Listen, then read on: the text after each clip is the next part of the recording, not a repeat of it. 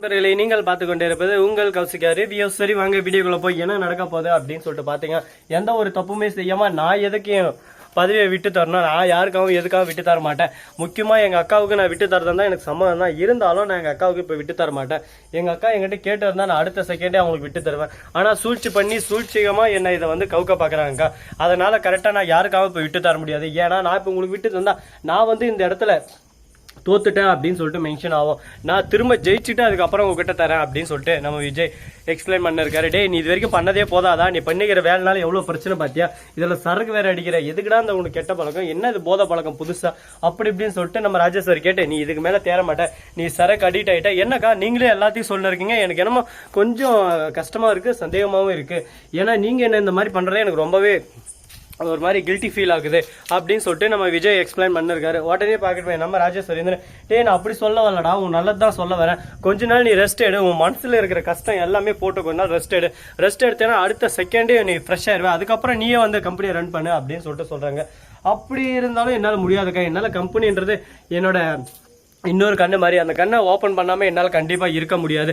அதுக்கான தருணம் வர வரையும் வெயிட் பண்ணவும் முடியாது. அதை ஃபர்ஸ்ட் புரிஞ்சுக்கோங்க அப்படின்னு சொல்லிட்டு தெளிவாக எக்ஸ்பிளைன் பண்ணுறாங்க. இதுக்கப்புறம் என்ன பண்ண போகிறாங்க, ஏது பண்ண போகிறாங்க, இந்த பிரச்சனை இப்படியே தான் போக போதா, இதுக்கு ஒரு எண்டே இல்லையாடா அப்படின்னு சொல்லிட்டு பார்த்தீங்கன்னா எல்லாத்துக்கும் எண்டுன்னு ஒன்று இருக்குங்க.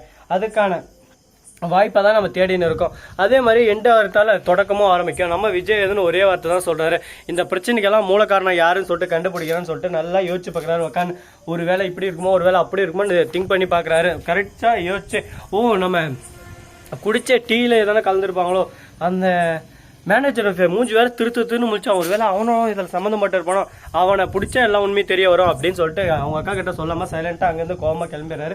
போயிட்டு அந்த மேனேஜரை ஃபர்ஸ்ட் பிடிக்கிறாரு. அதுக்குள்ள மேனேஜரை அரெஸ்ட் பண்ண இருக்காங்க. எதனால அப்படின்னு சொல்லிட்டு பார்த்தீங்கன்னா, நம்ம மல்லி சும்மா இருக்க மாட்டாங்க. நம்ம விஜய்க்கு ஒரு அசிங்கன்னா முன்னாடி நின்று மல்லி இருந்து அடிச்சு ஆடுவாங்க. ஏன்னா யாருக்கும் எந்த ஒரு அசிங்கம் வரக்கூடாது. முக்கியமா விஜய்க்கு அசிங்கம் வரக்கூடாது. விஜயை பார்த்தா எப்படி தெரியுது அவங்களுக்கு, விஜய் எல்லாரும் ஒரு பக்கம் சேர்ந்து அசிங்கப்படுத்துவா நான் பார்த்துன்னு இருப்பேன்னு நினைச்சாங்களா? எதுக்காகவும் யாருக்காகவும் நான் விட்டு தர மாட்டேன். விஜய் என்னோட இன்னொரு பார்ட், அவரை இதுக்காக நான் விட்டு தர மாட்டேன் அப்படின்னு சொல்லிட்டு விஜய்க்காக முன்னாடி நின்று அவனை அடிச்சு அவன் எல்லாம் உண்மையை சொல்றான். ஒரு பக்கம், ஐயா என்ன மன்னிச்சிருங்க, நான் மேனேஜர், நீங்க வந்து எனக்கு எதுவும் ஒன்றும் பண்ணல, நான் அடுத்த மேனேஜர் ஆயிடலாம் அப்படின்னு சொல்லிட்டு பிளான் பண்ணி தான் இதெல்லாம் பண்ணேன். ஆனா இந்த இடத்துல திடீர்னு ராஜேஸ்வரி வருவாங்கன்னு சொல்லிட்டு நான் எதிர்பார்க்கல. அது மட்டும் இல்லாம அதர் கம்பெனி எனக்காக இதுக்கு 30 லட்சம் காசு தந்தாங்க, அதுக்கு ஆசைப்பட்டு தான் நான் அந்த மாதிரி பண்ணிட்டேன், என்ன மன்னிச்சிருங்க சார்னு சொல்லிட்டு காலில் விழுந்து ஒரு பக்கம் அந்த மேனேஜர் கதறாங்க. இதெல்லாம் பார்த்து நம்ம விஜய் எதுன்னு உன்னை நான் மன்னிச்சு விடுறேன், எனக்கு எந்த பிரச்சனை இல்லை, உன்னை எதுக்காக நான் மன்னிச்சு விடணும், அதுக்கு பற்றி எனக்கு ஒரு ரீசன் சொல்லு அப்படின்னு சொல்லிட்டு கேட்குறாங்க. என்ன சொல்றீங்க எனக்கு புரியல அப்படின்னு சொல்லிட்டு கேட்க, ஆமா உன்னை நான் எதுக்காக மன்னிச்சு விடணும், நீ பண்ணிக்கிற வேலைக்கு உன்னை நான் எதுக்காக மன்னிச்சு விடணும் அதை சொல்லு அப்படின்னு சொல்லிட்டு கேட்குறாங்க. உடனே திருத்துன்னு முடிக்கிறாங்க ஒரு பக்கம். ஐயோ என்னடா இது திடீர்னு நம்ம பக்கம் திரும்புறாங்களே, இப்போ என்ன பண்ண போறோம் ஏது பண்ண போறோம் சொல்லிட்டு தெரியல. கடவுளே என்னடா இது புது பிரச்சனையா இருக்கு, இந்த பிரச்சனைக்கு முடிவே இல்லையா, இதுக்கு ஒரு எண்டு காடியே இல்லையா அப்படின்னு சொல்லிட்டு பார்த்தீங்கன்னா எல்லாத்துக்குமே எண்டுன்னு ஒன்று இருக்குங்க. எண்டுன்னு இருந்தாலும் அதே சமயத்தில் இன்னும் பிரச்சனைகள்லாம் ஒரு பக்கம் அதிகமாயிட்டு போயினே இருக்கு. இந்த பிரச்சனையெல்லாம் எப்படி முறியடிக்க போறாங்க, என்ன பண்ண போறாங்க, ஏது பண்ண போறாங்க அப்படின்ற ஒவ்வொரு விஷயத்தையும் ஒன் பை ஒன்னா நாம பார்க்க தாங்க போறோம். அப்படி என்ன நடந்துச்சு ஏது நடந்துச்சு அப்படின்னு சொல்லிட்டு பாத்தீங்கன்னா, நம்ம வெண்பா குட்டி இருக்காங்களா, அவங்க இருந்து நாங்க வந்துடுறாங்க. வந்து எங்க அப்பாவை இந்த மாதிரி சரக்கு மாதிரி டீல வந்து கலந்து கொடுத்துருக்க அப்படின்னு சொல்லிட்டு பலான்னு அந்த வாட்ச்மேன் அந்த மேனேஜரை அடிக்கிறாங்க. உடனே மேனேஜர் வந்து ஒரு பக்கம் சைலண்டா உள்ள போயிடுறாரு. லாஸ்ட் வரையும் அதை யார் பண்ண சொன்னாங்க அப்படின்ற உண்மையை அவரு சொல்லவே இல்லை. இதெல்லாம் பண்ண சொன்னது ராஜேஸ்வரி தான் அப்படின்னு சொல்லிட்டு இருந்தா இன்னாரம் ஒரு தலைவலியே முடிஞ்சிட்டு இருக்கும். நம்ம ராஜேஸ்வரியை நல்லா அடி நடிச்சு இந்த வீட்டை விட்டு துரத்தி விட்டுருக்கலாம். ஆனா அந்த உண்மையை லாஸ்ட் வரையும் அவர் சொல்லவே இல்லை. லாஸ்ட் வரையும் ஒரு மனசுக்குள்ளே வச்சு போட்டி மதங்கிட்டாரு. இதுதான் இவர் பண்ற முக்கியமான ஒரு மிஸ்டேக். இதை வெளியே சொல்லியிருந்தா இந்நாத்துக்கு எப்படி இருந்துக்கு தெரியுமாங்க. கரெக்டா மிகப்பெரிய ஒரு பூகம்பம் வந்து அப்படியே சும்மா ஓஞ்சு மாதிரி இருந்திருக்கும். நம்ம ராஜேஸ்வரி இந்த வீட்டை விட்டு போயிட்டு இருப்பாங்க. இதுக்கப்புறம் எந்த ஒரு பிரச்சனையும் இல்லாம சந்தோஷமா ஒரு பக்கம் வாழ்க்கையை தொடர்ந்து இருப்பாங்க நம்ம மல்லியும் விஜயும். ஏன்னா அவங்களுக்கு இருக்கிற ஒரே ஒரு தொலை இந்த ராஜேஸ்வரி தான். ரஞ்சினங்களும் ஏதோ சொன்னா கேட்டு அப்படி இப்படி அட்ஜஸ்ட்மெண்ட் பண்ணி அவங்கள முடிக்க விட்டுறலாம். ஆனா இந்த ராஜேஸ்வரியை ஒண்ணுமே பண்ண முடியாதுங்க. ராஜேஸ்வரி நான் நடத்துதான் சட்டம், நான் தாங்க கிங் ஆஃப் த அப்படின்னு சொல்லிட்டு நினைச்சுன்னு இருக்காங்க மனசுக்குள்ள.